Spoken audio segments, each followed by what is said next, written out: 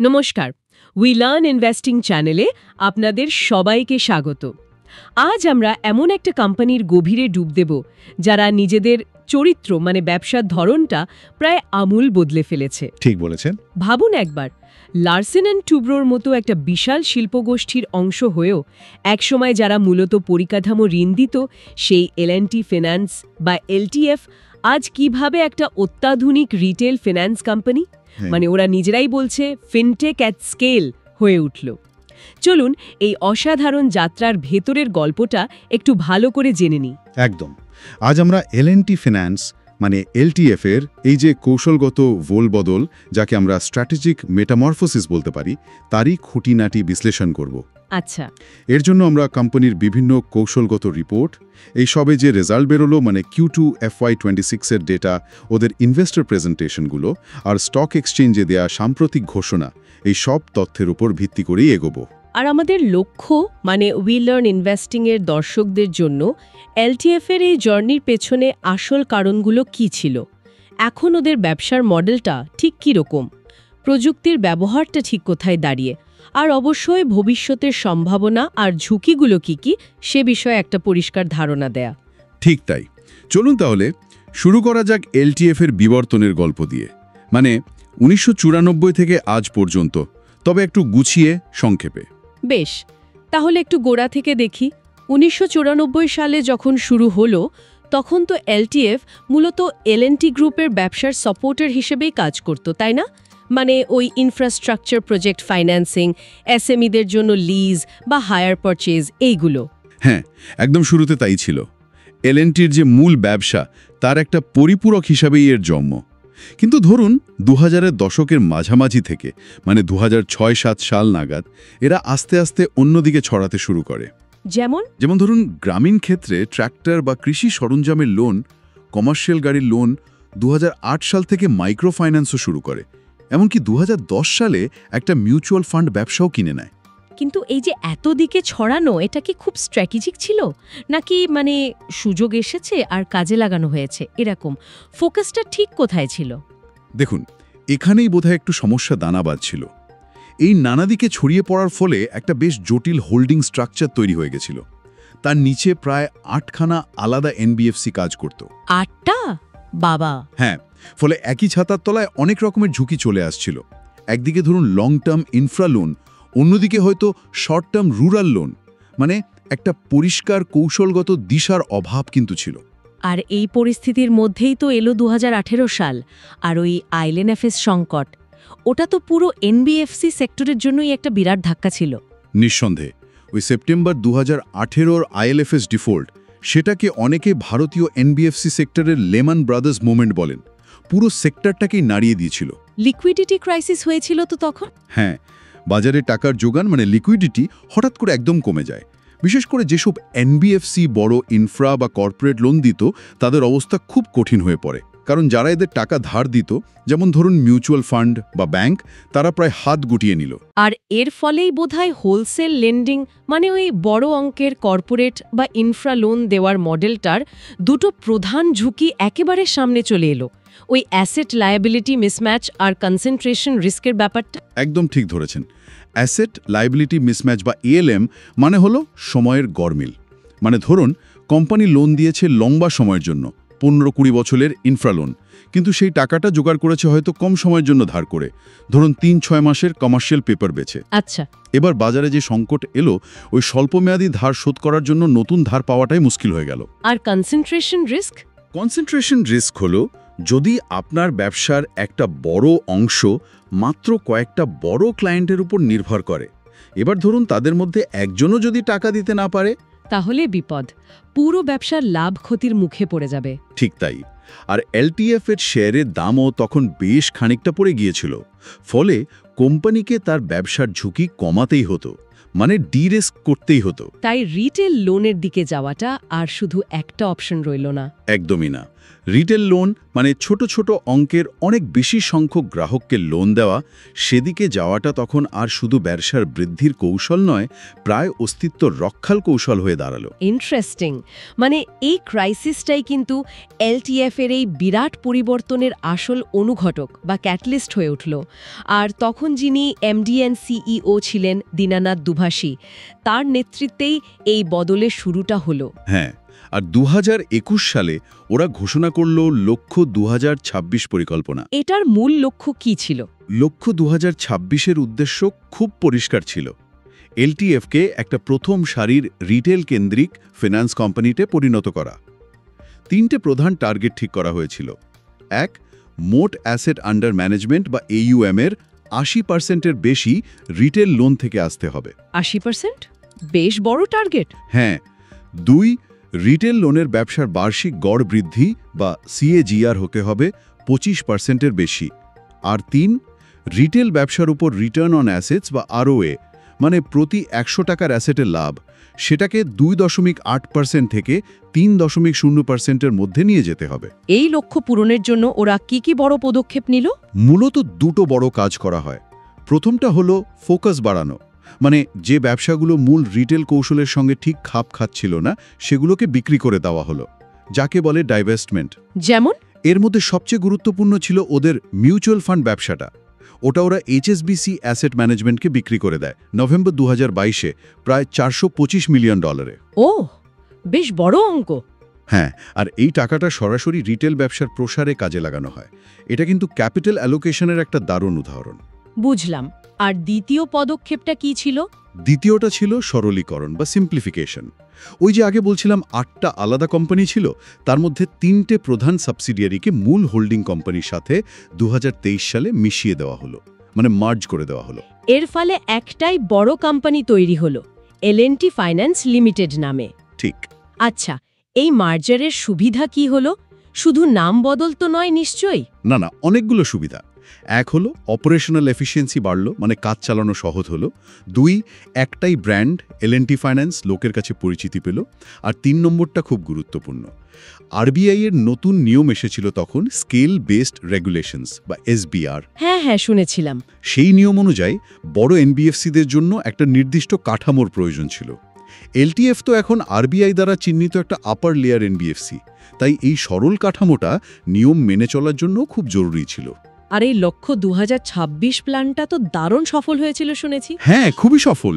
Target ছিল 2026 সাল, কিন্তু সেপ্টেম্বর 2023-এর মধ্যেই কোম্পানির মোট লোনের 88% রিটেল হয়ে যায়। বাহ, 2 বছরেরও বেশি আগে। হ্যাঁ, সেই জন্যই দীনানাথ দুভাষীকে এই রূপান্তরের রূপকার বা আর্কিটেক্ট বলা হয়।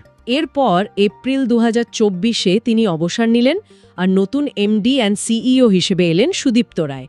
উনি তো আগে ICICI ব্যাংকে ছিলেন। হ্যাঁ, ঠিক। তাহলে এনার হাত ধরে নতুন অধ্যায় শুরু হলো বলতে পারি। ঠিক তাই।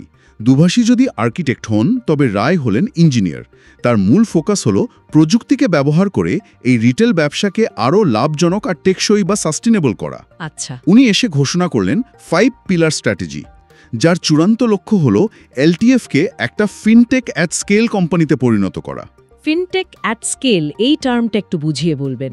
মানে কি বোঝাতে চাইছে ওরা? মানে হলো প্রযুক্তি নির্ভর ফিনান্সিয়াল সার্ভিস দেওয়া, কিন্তু অনেক বড় স্কেলে, লক্ষ লক্ষ গ্রাহকের কাছে পৌঁছানো, কিন্তু পুরো প্রক্রিয়াটা হবে ডিজিটাল এবং ডেটা ড্রিভেন। ইন্টারেস্টিং। এই 5টা স্তম্ভ কি সংক্ষেপে যদি বলেন? হ্যাঁ, স্তম্ভগুলো হলো: 1, আরও বেশি গ্রাহক জোগাড় করা, enhancing customer acquisition. 2, credit assessment আরও নিখুঁত করা, মানে AI ব্যবহার করে লোন দেওয়ার সিদ্ধান্ত নেওয়া, শার্পেনিং ক্রেডিট আন্ডাররাইটিং। 3, ভবিষ্যতের জন্য উপযুক্ত ডিজিটাল পরিকাঠামো তৈরি করা, ইমপ্লিমেন্টিং আ ফিউচারিস্টিক ডিজিটাল আর্কিটেকচার। 4, ব্র্যান্ডের পরিচিতি আরও বাড়ানো, হাইটেন্ড ব্র্যান্ড ভিজিবিলিটি। আর 5, কর্মীদের দক্ষতা বাড়ানো, ক্যাপাবিলিটি বিল্ডিং। এর মধ্যে কোনগুলোর উপর বেশি জোর দেয়া হচ্ছে? দেখুন, 5টাই গুরুত্বপূর্ণ, তবে মূল ফোকাসটা কিন্তু দ্বিতীয় আর তৃতীয় স্তম্ভের ওপর, মানে উন্নত মানের ক্রেডিট আন্ডাররাইটিং আর শক্তিশালী ডিজিটাল পরিকাঠামো। আর এগুলো ওরা তৈরি করছে নিজেদের নিজস্ব প্রযুক্তি প্ল্যাটফর্ম দিয়ে। তাহলে এখন মানে এই নভেম্বর 2025-এ আজকের এলটিএফ এর ব্যবসার চেহারাটা ঠিক কেমন দাঁড়িয়েছে? এই যে বলছেন 98% রিটেল হয়ে গেছে, এর মধ্যে কি কি ধরনের লোন আছে, আর এই ফিনটেক এট স্কেল মডেলের বিশেষত্বটাই বা কি? অবশ্যই আজকের এলটিএফ কিন্তু প্রায় পুরোপুরি একটা রিটেল ফিনান্স কোম্পানি। এই যে সেপ্টেম্বর 2025-এর রেজাল্ট বেরোলো, মানে Q2 FY26, সেই অনুযায়ী ওদের মোট AUM প্রায় 1,07,000 কোটি টাকা। 1,07,00,000 কোটি? হ্যাঁ, এর মধ্যে রিটেল AUMই হলো প্রায় 1,04,600 কোটি টাকা, মানে মোট ব্যবসার প্রায় 98%। তার মানে হোলসেল লোন প্রায় নেই বললেই চলে। একদমই কম, মাত্র 2.3% মতো। পুরনো দিনের ওই বড় কর্পোরেট বা ইনফ্রারেন, এই পুরনো অংশটা ওরা ধীরে ধীরে শেষ করে দিচ্ছে, যাকে বলে স্ট্র্যাটেজিক রান অফ, মানে নতুন করে আর ওই ধরনের লোন দেওয়াই হচ্ছে না। আচ্ছা, আর এই যে বিশাল রিটেল পোর্টফোলিও, এটা কিভাবে ভাগ করা, মানে কোথায় কোথায় লোন দিচ্ছে ওরা? এটা মোটামুটি 50-50 ভাগ করা যায়, রুরাল আর আরবান। গ্রামীণ ফিন্যান্স বা রুরাল ফাইন্যান্স আছে প্রায় 53%। এর মধ্যে সবচেয়ে বড় অংশটা হলো রুরাল গ্রুপ লোন, মানে মাইক্রোফিন্যান্স বা joint liability group JLG loan, প্রায় 26%। ও, মাইক্রোফাইন্যান্স এখনো বেশ বড় অংশ। হ্যাঁ, এছাড়া আছে ফার্ম ইকুইপমেন্ট লোন, মানে ট্র্যাক্টর বা চাষের যন্ত্রপাতির লোন, সেটা প্রায় 15%। বাকি 47% মতো হলো শহুরে ফিন্যান্স বা আরবান ফাইন্যান্স।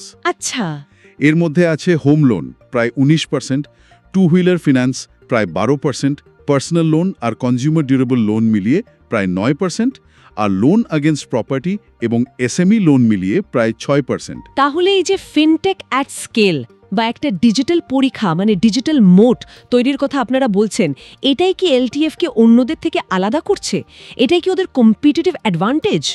যদি আমরা বৃহত্তর চিত্রের সাথে সংযোগ স্থাপন করি, তাহলে বলতে হয় হ্যাঁ, এটাই ওদের মূল বাজি। এলটিএফ এখন নিজেদের পরিচয় দেয় একটা ডেটা ড্রিভেন রিস্ক ম্যানেজার হিসেবে। ওদের আসল শক্তি হল দুটো নিজস্ব AI আর ML নির্ভর প্ল্যাটফর্ম। প্রথমটার নাম প্রজেক্ট সাইক্লপস। সাইক্লপস, ইন্টারেস্টিং নাম। এটা ঠিক কি করে? সাইক্লপস হলো ওদের AI ভিত্তিক ক্রেডিট অ্যাসেসমেন্ট ইঞ্জিন। এটা শুধু ট্র্যাডিশনাল ক্রেডিট ব্যুরোর ডেটা দেখে না, শুধু সিবিল স্কোর নয়, না, তার সাথে অ্যাকাউন্ট অ্যাগ্রিগেটর থেকে পাওয়া গ্রাহকের ব্যাংক স্টেটমেন্টের রিয়েল টাইম ডেটা, এমনকি অল্টারনেটিভ ডেটাও বিশ্লেষণ করে।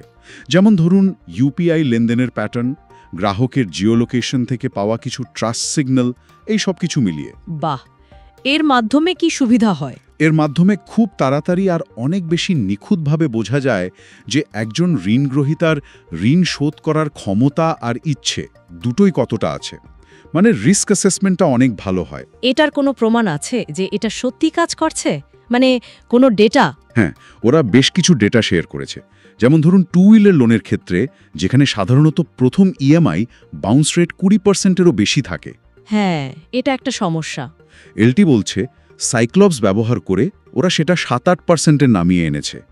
আবার ফার্মার ফিন্যান্সের ক্ষেত্রে সাইক্লপস দিয়ে অ্যাসেস করা লোনে নন স্টার্টার রেট, মানে লোন নেওয়ার পরেই যারা ডিফল্ট করে, সেটা নাকি প্রায় 8 গুণ কম।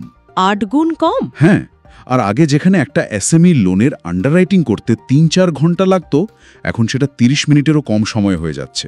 সম্প্রতি অক্টোবর 2025-এ ওরা রেকর্ড পরিমাণ রিটেল লোন ডিসবার্সও করেছে। দারুণ তো, টেকনোলজির কামাল যাকে বলে। আর দ্বিতীয় প্ল্যাটফর্মটার কথা বলছিলেন, প্রজেক্ট নস্ট্রাডামাস। হ্যাঁ, প্রজেক্ট নস্ট্রাডামাস। এটাও AI চালিত, তবে এটা হলো real time portfolio monitoring system. মানে লোন দেওয়ার পরে নজর রাখা? একদম। সাইক্লপস যদি লোন দেওয়ার সময় ভালো গ্রাহক বাঁচতে সাহায্য করে, নস্ট্রাডামাস লোন দেওয়ার পরে পুরো লোন বইয়ের স্বাস্থ্যের ওপর নজর রাখে, একেবারে পিনকোড লেভেল পর্যন্ত। পিনকোড লেভেল পর্যন্ত? কিভাবে? মানে সিস্টেমটা ক্রমাগত ডেটা অ্যানালাইসিস করে দেখতে থাকে যে কোনো বিশেষ এলাকায় বা কোনো নির্দিষ্ট ধরনের লোনে স্ট্রেসের কোনো প্রাথমিক লক্ষণ দেখা যাচ্ছে কিনা। যদি যায় তাহলে অ্যালার্ট দিয়ে দেয়, ফলে ঋণটা NPA হওয়ার আগেই ব্যবস্থা নেওয়া যায়। বাহ, এটা তো দারুণ ব্যাপার, মানে আর্লি ওয়ার্নিং সিস্টেম। ঠিক। এই দুটো প্ল্যাটফর্ম মিলেই এলটিএফ এর ডিজিটাল পরীক্ষা বা ডিজিটাল মোট তৈরি হয়েছে, মানে প্রযুক্তি নির্ভর এমন একটা সুরক্ষা বলয় যা প্রতিযোগীদের পক্ষে সহজে টপকানো বা কপি করা বেশ কঠিন। আচ্ছা, এবার একটু ফিনান্সিয়াল পারফরমেন্সের দিকে তাকানো যাক। এই যে এত বড় পরিবর্তন হলো, এর প্রভাব গত কয়েক বছরে কোম্পানির লাভজনকতা বা অ্যাসেট কোয়ালিটির ওপর কেমন পড়েছে? দেখুন, এইউএম বা ব্যবসার আকারের পরিবর্তনটা তো স্পষ্ট। মার্চ 2021-এ যেখানে 75% রিটেল ছিল, সেটা বেড়ে সেপ্টেম্বর 2025-এ 98% হয়ে গেছে। হ্যাঁ, সেটা তো দেখলাম। এবার লাভজনকতার কথায় আসি। প্রথম দিকে মানে রূপান্তরের শুরুতে আর কোভিডের সময় একটু চাপ ছিল। যেমন FY21-এ রিটার্ন অন ইকুইটি বা ROE কমে 5.7% হয়ে গেছিল। ও, বেশ কম। হ্যাঁ, কিন্তু তারপর থেকে ধারাবাহিক উন্নতি হয়েছে। ROE বেড়ে FY24-এ হয় 9.90%, FY25-এ হয় 10.34%। আর এই সবে যে Q2 FY26-এর রেজাল্ট বেরোলো, তাতে বার্ষিক ROE দাঁড়িয়েছে 2.41% আর ROE 11.33%। 11.33% ROE, এটা তো বেশ ভালো উন্নতি। হ্যাঁ, এবং এটা ওদের লক্ষ্য পরিকল্পনার দিকেই এগোচ্ছে। দেখাচ্ছে যে রিটেল মডেলটা ধীরে ধীরে বেশি লাভজনক হচ্ছে। আর অ্যাসেট কোয়ালিটি, মানে এনপিএ বা খেলাপি ঋণের অবস্থা কেমন? হোলসেল লোন কমে যাওয়ায় নিশ্চয়ই উন্নতি হয়েছে। হ্যাঁ, ব্যালেন্স শিট এখন অনেক বেশি ডি-রেস্ট, কারণ পুরনো বড় অঙ্কের হোলসেল লোনের সমস্যা প্রায় নেই বললেই চলে। নতুন রিটেল লোনের ক্ষেত্রেও অ্যাসেট কোয়ালিটি বেশ স্থিতিশীল। Q2 FY26-এ ওদের কনসলিডেটেড গ্রস এনপিএ বা জিএনপিএ ছিল 3.29%। 3.29%। আর নেট এনপিএ বা এনএনপিএ মানে প্রভিশনিং বাদ দেওয়ার পর সেটা ছিল 1%। 1%। এটা তো বেশ কম। হ্যাঁ, এই ধরনের ব্যবসার জন্য এটা যথেষ্ট নিয়ন্ত্রণযোগ্য মাত্রা। তাছাড়া ওদের নেট ইন্টারেস্ট মার্জিনস বা NIMs প্লাস ফিজ মিলিয়ে আয়ও যথেষ্ট ভালো। Q2 FY26-এ ছিল 10.22%। ক্যাপিটাল অ্যাডিকুয়েসি রেশিও বা CRO বেশ শক্তিশালী। তাহলে ঝুঁকিটা এখন ঠিক কোথায়? মানে হোলসেল লোনের কনসেন্ট্রেশন রিস্ক তো কমলো, কিন্তু রিটেল লোনে তো আবার অন্য ধরনের ঝুঁকি থাকে, তাই না? এটা একটা খুব গুরুত্বপূর্ণ প্রশ্ন। ঝুঁকিটা আসলে চরিত্র বদলেছে। হোলসেল লোনের বড় অঙ্কের ঝুঁকি কমেছে ঠিকই, কিন্তু তার জায়গায় এসেছে অনেক বেশি সংখ্যক ছোট ছোট লোনের খেলাপি হওয়ার ঝুঁকি, মানে হাই ভলিউম লো সিভিয়ারিটি রিটেইল ক্রেডিট রিস্ক। আচ্ছা, এর মধ্যে সবচেয়ে বড় চিন্তা বা ঝুঁকি বলতে পারেন গ্রামীণ অর্থনীতি নিয়ে, কারণ পোর্টফোলিওর অর্ধেকের বেশি তো গ্রামীণ ঋণ, যার মধ্যে আবার মাইক্রোফিন্যান্স বা MFI প্রায় 26%। এছাড়া আনসিকিউরড পার্সোনাল লোনও আছে। এই ধরনের লোনগুলো কিন্তু দেশের ম্যাক্রো ইকোনমিক কন্ডিশন, বর্ষা কেমন হলো বা ধরুন কোনো রাজনৈতিক অস্থিরতা, এগুলোর ওপর খুব বেশি নির্ভরশীল। ম্যানেজমেন্ট কি এটা নিয়ে চিন্তিত? হ্যাঁ, ওরা যথেষ্ট সতর্ক। যেমন FY25-এ ওরা কিন্তু একটু বুঝে MFI ডিসবার্সমেন্ট কমিয়েছিল, তার মানে ওরা পরিস্থিতি অনুযায়ী ব্যবস্থা নিচ্ছে। এই ঝুঁকি কমানোর জন্য ওরা কি করছে, প্রযুক্তি ছাড়া আর কিছু? দেখুন, প্রধান অস্ত্র তো প্রযুক্তি। সাইক্লপস দিয়ে শুরুতে ভালো মানের গ্রাহক বাছাই করা, আর নস্ট্রাডামাস দিয়ে ক্রমাগত নজরদারি চালানো, মানে আর্লি ওয়ার্নিং। এটা গেল প্রথম ধাপ। আর দ্বিতীয় হলো সতর্কতামূলকভাবে লাভের অংশ সরিয়ে রাখা, মানে প্রুডেন্ট প্রভিশনিং করা। এর মধ্যে ভবিষ্যতের সম্ভাব্য কোনো বড় ঝটকার জন্য অতিরিক্ত বাফার রাখাও পড়ে, যাকে বলে ম্যাক্রো প্রুডেন্সিয়াল বাফার। তৃতীয়ত, যেহেতু ওরা এখন একটা বড় NBFC UL, তাই RBI এর কড়া নজরদারি আর নিয়মকানুন তো আছেই। কোম্পানির যে মার্জারটা হলো বা ডিজিটাল কাঠামোয় যে বিনিয়োগ, এগুলো কিন্তু এই রেগুলেটরি দিকটা সামলাতেও সাহায্য করে। আপনারা শুনছেন উই লার্ন ইনভেস্টিং। আচ্ছা, এবার একটু প্রতিযোগীদের দিকে তাকানো যাক, কি বলেন? ভারতীয় রিটেল ফিন্যান্সের বাজারে LTF এখন কাদের সাথে সরাসরি পাল্লা দিচ্ছে? হ্যাঁ, এটা জানাটা খুব জরুরি, কারণ এই মার্কেটে তো অনেক বড় আর পুরনো খেলোয়াড় আছে।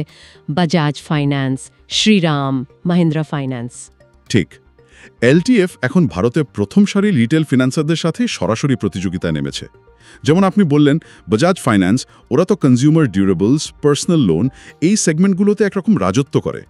ওদের Finserv app, point of sale presence, একটা পুরো ইকোসিস্টেম তৈরি করে ফেলেছে। শ্রীরাম ফাইন্যান্স আর মাহিন্দ্রা ফাইন্যান্সও তো অনেক দিনের প্লেয়ার। ওদের শক্তি কোথায়? অবশ্যই শ্রীরাম ফিন্যান্স বিশেষ করে কমার্শিয়াল ভেহিকল বা সিভি এবং এমএসএমই লোনে লিডার। ওদেরও নিজস্ব অ্যাপ আছে শ্রীরাম ওয়ান। আর মাহিন্দ্রা ফিন্যান্স হলো গ্রামীণ বাজারের এক্সপার্ট। ওদের ফিজিক্যাল নেটওয়ার্ক অনেক বড়, আর ট্র্যাক্টর বা গাড়ির লোনে ওদের বহু বছরের অভিজ্ঞতা আর ডেটাবেস আছে। তাহলে এইসব হেভিওয়েটদের মধ্যে এলটিএফ নিজেদের কিভাবে আলাদা করছে বা করার চেষ্টা করছে? মানে ওদের ইউনিক সেলিং প্রপোজিশন বা ইউএসপিটা কি? দেখুন, এলটিএফ নিজেদের পজিশন করতে চাইছে একটা ডেটা এবং প্রযুক্তি নির্ভর রিস্ক ম্যানেজার হিসেবে। এটাই ওদের মূল ডিফারেন্সিয়েটর হওয়ার কথা।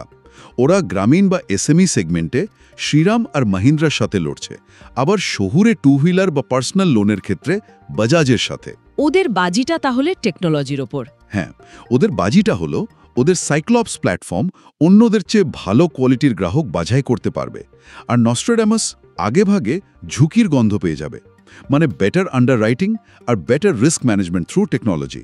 আচ্ছা, কিছু তুলনামূলক পরিসংখ্যান যদি দেখা যায়, মানে ব্যবসার আকার, লাভজনকতা, অ্যাসেট কোয়ালিটি বা ধরুন ভ্যালুয়েশন, তাহলে হয়তো ছবিটা আরও পরিষ্কার হবে। নিশ্চয়ই। আমরা যদি লেটেস্ট ডেটা দেখি, ব্যবসার আকার বা AUM দিয়ে শুরু করি, এলটিএফ এর AUM এখন প্রায় 1.07 লক্ষ কোটি টাকা। এটা মাহিন্দ্রা ফাইন্যান্সের প্রায় 1.02 লক্ষ কোটি কাছাকাছি। কিন্তু শ্রীরাম ফাইন্যান্স প্রায় 2.2 লক্ষ কোটি, বা বিশেষ করে বাজাজ ফাইন্যান্স প্রায় 6.84 লক্ষ কোটি থেকে অনেকটাই ছোট। তার মানে সাইজের দিক থেকে এখনো অনেক পথ চলা বাকি। লাভজনকতার দিক থেকে কেমন? লাভজনকতার দিক থেকে, মানে ধরুন FY25 এর রিটার্ন অন অ্যাসেটস বা ROA যদি দেখি, এলটিএফ এর ছিল প্রায় 2.4%। এটা মাহিন্দ্রার প্রায় 1.9% থেকে ভালো, কিন্তু শ্রীরাম প্রায় 3.7% বা বাজাজ প্রায় 5.0%, এদের থেকে বেশ কিছুটা পিছিয়ে। আর রিটার্ন অন ইকুইটি বা ROE? ROEর ক্ষেত্রেও মোটামুটি একই ছবি। এলটিএফ এর ROE এখন Q2 FY26-এ প্রায় 11.33%, সেখানে শ্রীরামের প্রায় 18.6% আর বাজাজের প্রায় 20.8%। মাহিন্দ্রার একটু কম, প্রায় 12.4%। শ্রীরাম এগিয়ে। অ্যাসেট কোয়ালিটি কেমন? এনপিএ? খেলাপি ঋণের অনুপাতে এলটিএফ এর গ্রস এনপিএ এখন প্রায় 3.3%। এটা মাহিন্দ্রার প্রায় 3.4%-এর কাছাকাছি, শ্রীরামের প্রায় 2.7% থেকে একটু বেশি, কিন্তু বাজাজ ফাইন্যান্সের প্রায় 0.9% থেকে বেশ খানিকটা বেশি। তার মানে অ্যাসেট কোয়ালিটিতে বাজাজ অনেক এগিয়ে। কিন্তু তাহলে ভ্যালুয়েশনটা interesting. Price to book value বা পিবি রেশিওতে এলটিএফ কোথায় দাঁড়িয়ে? এখানেই মজাটা। এলটিএফ এর পিবি এখন প্রায় 2.9 গুণ। এটা কিন্তু শ্রীরাম প্রায় 1.6 গুণ বা মাহিন্দ্রা প্রায় 1.7 গুণের থেকে বেশ প্রিমিয়ামে ট্রেড করছে। যদিও বাজাজ ফাইন্যান্সে প্রায় 5-6 গুণের থেকে এখনও অনেকটা কম। এইটাই আমি ভাবছিলাম, মানে ROE তুলনামূলকভাবে কম হওয়া সত্ত্বেও বাজার এলটিএফকে শ্রীরাম বা মাহিন্দ্রার চেয়ে বেশি ভ্যালুয়েশন দিচ্ছে কেন? এর কারণ কি হতে পারে? এর কারণ হলো শেয়ার বাজার শুধু বর্তমানের লাভ দেখে না, ভবিষ্যতের সম্ভাবনা বা পোটেনশিয়ালটাকেও ডিসকাউন্ট করে। বাজার সম্ভবত বিশ্বাস করছে যে এলটিএফ এর এই যে সফল রূপান্তর, তার সাথে এলএনটির মতো একটা বড় গ্রুপের brand value, AAA credit rating, আর সবচেয়ে বড় কথা ওদের এই ফিনটেক অ্যাট স্কেল কৌশল, মানে ওই সাইক্লপস আর নস্ট্রাডামাস। হ্যাঁ, এই প্রযুক্তি নির্ভর ঝুঁকি ব্যবস্থাপনা, এই সব মিলিয়ে ভবিষ্যতে ওদের লাভজনকতা অনেকটা বেড়ে যাবে, মানে ROA আর ROE বাড়বে। এই প্রত্যাশার কারণে কিন্তু ভ্যালুয়েশনটা একটু বেশি। বাজার ভবিষ্যতের গ্রোথ স্টোরিটাকে প্রাইস ইন করছে। বুঝলাম। তাহলে উইলার্ন ইনভেস্টিংয়ের দর্শকদের জন্য এই পুরো রূপান্তরের গল্প থেকে মূল শিক্ষা বা কি টেকঅ্যাওয়েজ কি হতে পারে? দেখুন, কয়েকটা জিনিস খুব পরিষ্কার। প্রথমত, আমরা দেখলাম কিভাবে একটা বড় সংকট, যেমন আয়ারল্যান্ড এফএস ক্রাইসিস, একটা কোম্পানিকে তার মূল ব্যবসার ধরনটাই বদলে ফেলতে বাধ্য করতে পারে। মানে necessity is the mother of invention, or in this case transformation. ঠিক। দ্বিতীয়ত, সঠিক নেতৃত্ব আর একটা পরিষ্কার লক্ষ্য। যেমন ওদের লক্ষ্য 2026 প্ল্যানটা ছিল, সেটা থাকলে ওই কঠিন পরিবর্তনও কিন্তু সম্ভব। তৃতীয়ত, ফোকাস বাড়ানোর জন্য অপ্রয়োজনীয় বা নন কোর ব্যবসা বিক্রি করে দেওয়া এবং কোম্পানির কাঠামোটাকে সরল করা, এটা কতটা জরুরি হতে পারে? আর চতুর্থ এবং হয়তো সবচেয়ে গুরুত্বপূর্ণ আজকের দিনে, সেটা হলো শুধু রিটেল ব্যবসায় যাওয়াটাই যথেষ্ট নয়। আসল চ্যালেঞ্জ এবং সুযোগ হলো প্রযুক্তিকে ব্যবহার করে সেই ব্যবসাকে আরও এফিশিয়েন্ট, আরও লাভজনক এবং আরও ভালোভাবে ঝুঁকি নিয়ন্ত্রিত করা। ডেটা আর টেকনোলজি এখন আসল খেলা। একদম। তাহলে যদি আমরা সামারি করি, এলটিএফ একটা ভারী শিল্পভিত্তিক হোলসেল লেন্ডার থেকে একটা হালকা, দ্রুতগামী ডিজিটাল ফার্স্ট রিটেল এনবিএফসিতে নিজেদের সাফল্যের সাথে রূপান্তরিত করেছে। তাদের বর্তমান ফোকাস হল নতুন এমডি ও সিইও সুদীপ্ত রায়ের নেতৃত্বে 5 স্তম্ভ কৌশলকে সফল করা এবং সাইক্লপস ও নস্ট্রাডামাসের মতো প্রযুক্তিকে কাজে লাগিয়ে লাভজনকভাবে ব্যবসা বাড়ানো। হ্যাঁ, আর্থিক অবস্থার উন্নতি হচ্ছে, লাভ বাড়ছে, যদিও প্রতিযোগীদের তুলনায় এখনও কিছুটা কম। অ্যাসেট কোয়ালিটি নিয়ন্ত্রণে আছে, ঝুঁকিটা বদলেছে, হোলসেল থেকে রিটেলে এসেছে, কিন্তু সেটাকেও টেকনোলজির মাধ্যমে ম্যানেজ করার চেষ্টা চলছে জোর কদমে। এলএনটি ব্র্যান্ড আর ট্রিপলের রেটিং তো আছেই। বেশ, এবার কিছু প্র্যাকটিক্যাল টিপস বা ব্যবহারিক তথ্যে আসা যাক, যা হয়তো আমাদের দর্শকদের মধ্যে যারা বিনিয়োগকারী তাদের কাজে লাগতে পারে। অবশ্যই। প্রথমে ভ্যালুয়েশন নিয়েই কথা বলি। এখন প্রাইস টু আর্নিংস বা পিই রেশিও প্রায় 28.2x আর পিবি রেশিও প্রায় 2.9x। এটা কি যুক্তিসঙ্গত বলে মনে হচ্ছে? বাজারের সেন্টিমেন্ট কেমন? দেখুন, দুটো মতই আছে। যারা বুলিশ বা আশাবাদী তারা বলছেন এখনও কেনার সুযোগ আছে। অনেক ব্রোকারেজ হাউসই বাই রেটিং দিচ্ছে। তাদের যুক্তি হলো রিটেল লোনের গ্রোথ খুব ভালো হচ্ছে, অক্টোবরে তো রেকর্ড ডিসবার্সমেন্ট হয়েছে। লাভজনকতা মানে আরওএ বাড়ার একটা স্পষ্ট রাস্তা দেখা যাচ্ছে। কোম্পানির নিজেদের লক্ষ্যই তো 2.8 থেকে 3.0%। আর সাইক্লপসের মতো প্রযুক্তি ক্রেডিট কস্ট বা খেলাপি ঋণের বোঝা কমাতে সাহায্য করবে। এটা গেল বুলিশ ভিউ। আর যারা একটু সতর্ক বা নিউট্রাল, তাদের মূল চিন্তাটা ভ্যালুয়েশন নিয়ে। তাদের মতে শেয়ারের দাম ইতিমধ্যেই অনেকটা বেড়ে গেছে। বর্তমান লাভজনকতার আরওই 11% তুলনায় পিবি মাল্টিপল 2.9x কিছুটা বেশি মনে হতে পারে, বিশেষ করে যদি বাজাজ ফাইন্যান্সের সাথে তুলনা করা হয়। মানে গ্রোথের প্রত্যাশাটা ইতিমধ্যে প্রাইস 10। হ্যাঁ, অনেকটা তাই। বাজার ভবিষ্যতের ভালো পারফরম্যান্সের প্রত্যাশা ইতিমধ্যেই দামে ধরে নিয়েছে। তাই কৌশল বাস্তবায়নে যদি কোনো হোঁচট খায় বা এক্সিকিউশনে কোনো গণ্ডগোল হয়, তাহলে শেয়ারের দামে চাপ আসতে পারে। তাই তারা স্টকটিকে ফেয়ারলি ভ্যালিউড মনে করছেন, মানে খুব সস্তাও নয় আবার খুব দামিও নয়। এক্সিকিউশনের উপর অনেক কিছু নির্ভর করছে। আচ্ছা, টেকনিক্যাল চার্ট কি বলছে? মানে শর্ট টার্ম বা লং টার্ম ট্রেন্ড? টেকনিক্যালি স্টকটি কিন্তু একটা শক্তিশালী লং টার্ম বুলিশ বা তেজি ট্রেন্ডে আছে। সম্প্রতি এটি তার 5 বছরের সর্বোচ্চ দামের যে বাধা ছিল, মানে সুইং হাই, সেটা ব্রেক করে উপরে উঠেছে, যা টেকনিক্যালি একটা খুব পজিটিভ সংকেত।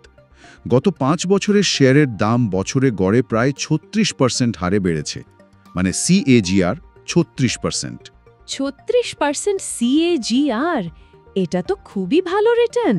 হ্যাঁ, বর্তমানে শেয়ারের দাম প্রায় সব গুরুত্বপূর্ণ মুভিং অ্যাভারেজের, যেমন 50 দিনের SMA বা 200 দিনের SMA উপরেই আছে। এটাও একটা বুলিশ সাইন। কিন্তু মোমেন্টাম ইন্ডিকেটর যেমন RSI, সেটা তো বেশ হাই দেখাচ্ছে, প্রায় 80-র ওপরে। এর মানে কি? হ্যাঁ, ঠিকই দেখেছেন। 14 দিনের RSI এখন প্রায় 80.4 থেকে 83.5-এর মধ্যে ঘোরাফেরা করছে।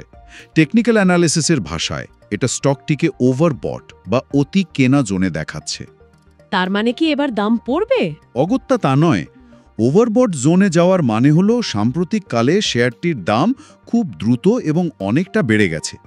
এটা অনেক সময় একটা স্বল্পমেয়াদী সংশোধন বা কারেকশনের দিকে ইঙ্গিত করে, অথবা শেয়ারটা কিছুদিন একটা রেঞ্জের মধ্যে ঘোরাফেরা করতে পারে, মানে কনসলিডেট করতে পারে। নতুন করে বড় মুভমেন্টের আগে একটু থিতু হতে পারে। বুঝলাম। তাহলে যারা বিনিয়োগকারী বা বিনিয়োগ করতে আগ্রহী, তাদের এখন কোন বিষয়গুলোর উপর বিশেষভাবে নজর রাখা উচিত? মানে কি কি মনিটর করা দরকার? আমার মনে হয় মূলত কয়েকটা বিষয় ট্র্যাক করা খুব জরুরি। 1 নম্বর হলো নতুন ম্যানেজমেন্টের এই 5 স্তম্ভ কৌশল কতটা ভালোভাবে বাস্তবায়িত হচ্ছে তার প্রোগ্রেস রিপোর্ট। 2 নম্বর, ওই সাইক্লপস আর নস্ট্রাডামাস প্ল্যাটফর্মগুলোর কার্যকারিতা বাস্তবে কেমন থাকছে। বিশেষ করে মাইক্রোফাইন্যান্স বা পার্সোনাল লোনের মতো যে একটু বেশি ঝুঁকিপূর্ণ সেগমেন্টগুলো আছে, সেখানে এনপিএ নিয়ন্ত্রণে এগুলো কতটা সফল হচ্ছে সেই ডেটাটা খুব গুরুত্বপূর্ণ। আচ্ছা। 3 নম্বর, অবশ্যই গ্রামীণ অর্থনীতির অবস্থা কেমন থাকে, বর্ষা কেমন হয়, সেগুলোর প্রভাব এলটিএফ এর ব্যবসার উপর কতটা পড়ছে সেদিকে নজর রাখতে হবে।